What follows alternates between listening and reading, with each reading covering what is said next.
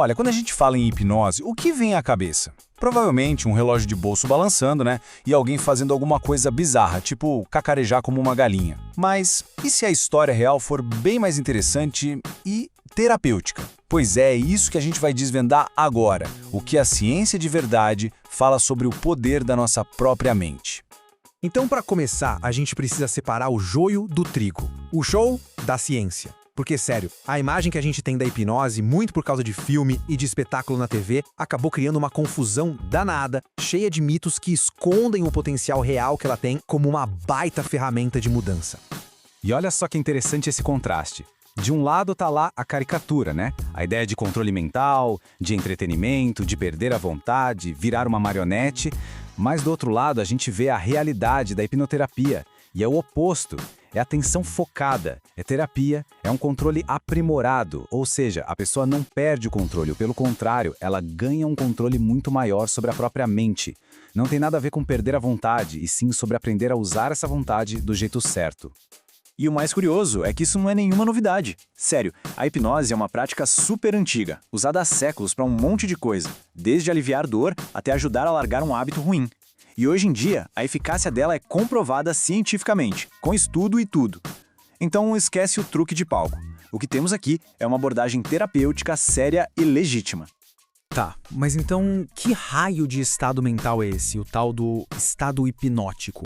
A resposta, olha, talvez surpreenda muita gente. É um estado mental super normal, super natural, que todo mundo já experimentou várias e várias vezes no dia a dia. Muitas vezes sem nem se dar conta. Quer ver um exemplo? Pensa aí na última vez que a gente estava lendo um livro muito bom, ou vendo um filme, e de repente o mundo em volta some. A gente fica totalmente imerso naquilo. Ou sabe quando a gente está dirigindo num caminho que já conhece de cor e, do nada, opa, já cheguei, nem percebeu o trajeto passar. Pois é, esse estado de foco total, de concentração relaxada, é muito parecido com o estado hipnótico.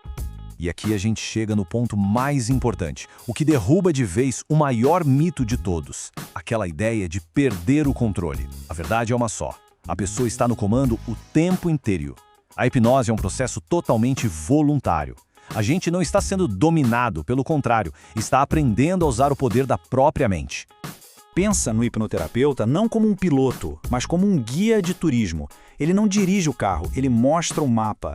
Ele ajuda a pessoa a navegar pela própria mente para chegar onde ela quer. Mas quem está no volante, quem toma as decisões, é sempre a própria pessoa. Ok, tudo isso é muito legal, mas como é que a hipnose funciona na prática? Qual é o segredo? Bom, a chave de tudo está em conseguir acessar a parte mais poderosa e talvez mais misteriosa da nossa mente, o subconsciente. É como se a nossa mente fosse um iceberg. A pontinha que a gente vê para fora da água, a mente consciente, com a lógica, a força de vontade, isso é só uns 10%. A parte gigantesca que está debaixo da água, os outros 90%, esse é o subconsciente. É ele que comanda o show de verdade, nossas emoções, hábitos, criatividade. É por isso que tentar mudar um hábito só na base da força de vontade é tão difícil. A gente está lutando contra 90% do sistema. E é justamente aí, nesse nível mais fundo, que a ciência acontece. O subconsciente é onde ficam guardados todos os nossos programas, os hábitos ruins, as crenças que nos limitam. Mas a boa notícia, a grande revelação, é que esses programas não são fixos. Dá para acessar o código-fonte e reescrever, instalar novas sugestões positivas. Só que tem um porém. Existe um obstáculo no meio do caminho. Entre a mente consciente e a subconsciente, tem tipo um segurança de balada, sabe? O nome dele é fator crítico. A função dele é barrar a entrada de ideias novas que não batem com a programação que já está lá dentro. É um mecanismo de proteção que, ironicamente, muitas vezes acaba impedindo a gente de mudar para melhor. E aí que entra a hipnose. Como ela faz para driblar esse segurança? É um processo bem engenhoso, em 3 passos. Primeiro, com o relaxamento, a mente consciente dá uma sossegada. Isso faz com que o nosso segurança, o fator crítico, também relaxe e baixe a guarda. E pronto, a porta do subconsciente fica aberta. É aí que dá para plantar as sugestões positivas que são aceitas sem resistência. A mudança começa de dentro para fora. Mas para essa receita dar certo, a gente precisa de 5 ingredientes fundamentais. Primeiro, concentração, para focar a mente. Depois, relaxamento, para acalmar o corpo. Terceiro, e muito importante, motivação. A pessoa tem que querer mudar de verdade. Quarto, estar aberto às sugestões. E por último, usar a imaginação para visualizar o resultado que se quer. Se faltar um desses ingredientes, a porta para o subconsciente simplesmente não abre. Ok, a gente já entendeu a teoria. Agora vamos para o que realmente interessa, né? A prática. Como é que essa ferramenta pode ser usada para transformar coisas de verdade na vida da gente? Na saúde, nos hábitos, na carreira? Na saúde, por exemplo, os resultados são impressionantes. A hipnose é usada para controlar a dor, a ponto de diminuir a necessidade de remédios. É super eficaz para reduzir estresse, ansiedade, tratar fobias e até para ajudar em problemas físicos que pioram com a atenção, tipo enxaqueca ou problemas de pele. Agora, quando o assunto é hábito e vício, aí a hipnoterapia é matadora.